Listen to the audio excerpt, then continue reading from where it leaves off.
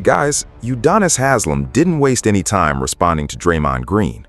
Less than 24 hours after Draymond addressed him on his podcast, UD fired right back over comments tied to the Jordan Poole incident, the one that became public after practice footage leaked showing Poole getting punched. Draymond's response was basically, "Are you going to keep that same energy for Bam Adebayo and Tyler Hero?" We'll get to that clip in just a moment, but there was one point Draymond made that really stood out to me.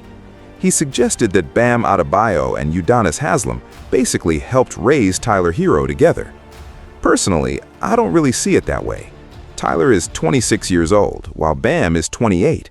They're only about 2 years apart in age, and they barely overlapped during their time at Kentucky. Bam was part of Kentucky's 2016 recruiting class, while Tyler arrived with the 2018 class. There really isn't a significant age gap or mentorship timeline there.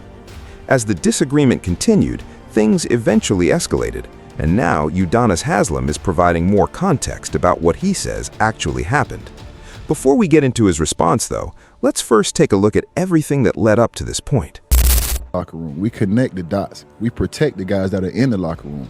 We don't go out and we don't start it, we don't look for it, but we damn sure gonna finish it. And I think where Draymond's gotten to the point where he's the initiator, and I think that's not a good thing. You know what I'm saying? I don't think, when I saw the things that are happening, they kind of make me cringe because I put myself in that situation because I'm an OG and I'm a leader. So when I look at Draymond, I try to put myself in his shoes. I don't want to stand at the top and throw rocks. Right. I try to put myself in his shoes, and a lot of the decisions that he's making, it just makes me cringe because I can imagine myself the way he hit Jordan Poole, imagine myself hitting Tyler Hero like that.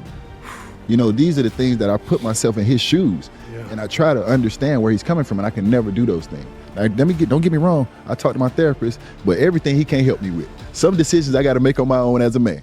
On the association, Bam Adebayo and Tyler Hero got into a physical altercation in Las Vegas on Friday in which allegedly, Bam struck Tyler Hero on a practice court inside Resorts World Casino.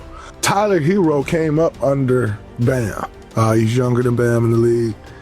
Bam has been in interviews speaking with Tyler Hero about how, he got my back, I got his back.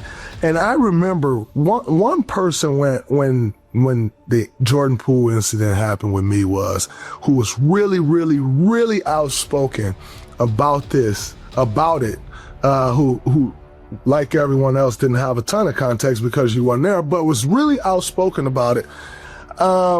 And it really bothered me, was Udonis Haslem. And the reason it really bothered me is because, man, everybody can have an opinion, and your opinion is what your opinion is, but I saw Udonis Haslem get into it with guys on teams that was younger than him before, a la Jimmy Butler.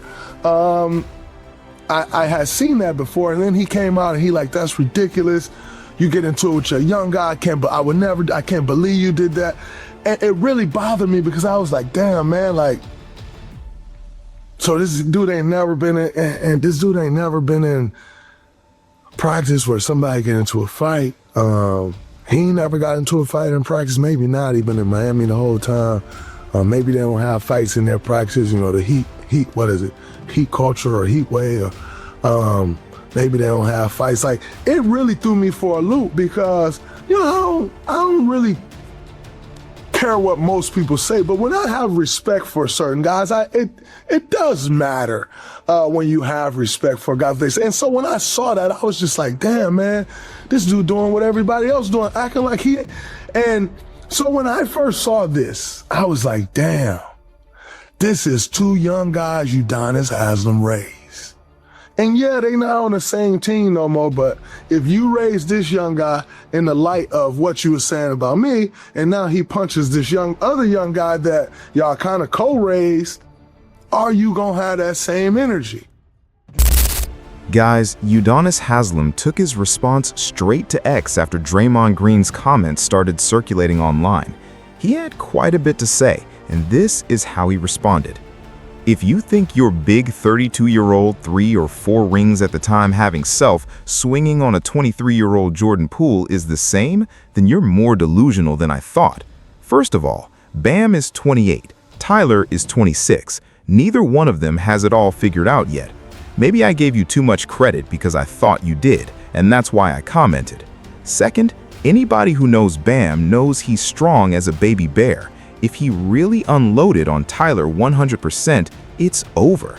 You fired on that young dude like it was a club punch and like you'd never met him before.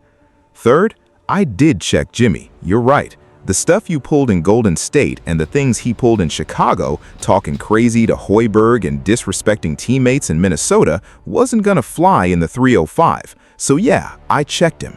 Call it heat culture or whatever you want. Before I let one player disrespect Spo in front of the team and derail what 15 other guys are trying to accomplish, I'll step in. I owe that to Zoe, Tim, Glenn, and the OGs who came before me.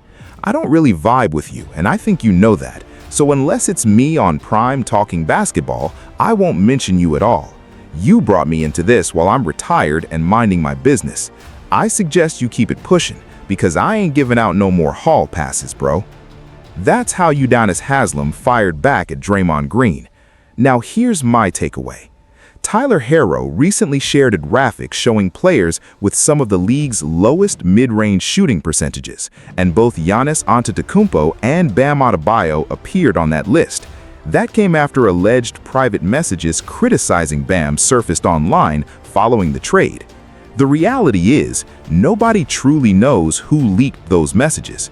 It could have been anyone operating behind an anonymous account looking for attention. The screenshots only surfaced after the trade became official, and Tyler later reacted by posting, "Oh, we screenshotting now? We sharing DMs?" But here's the reality. If you're sending private messages to someone you don't personally know, there's no guarantee those conversations stay private. That's completely different from a close friend or family member betraying your trust.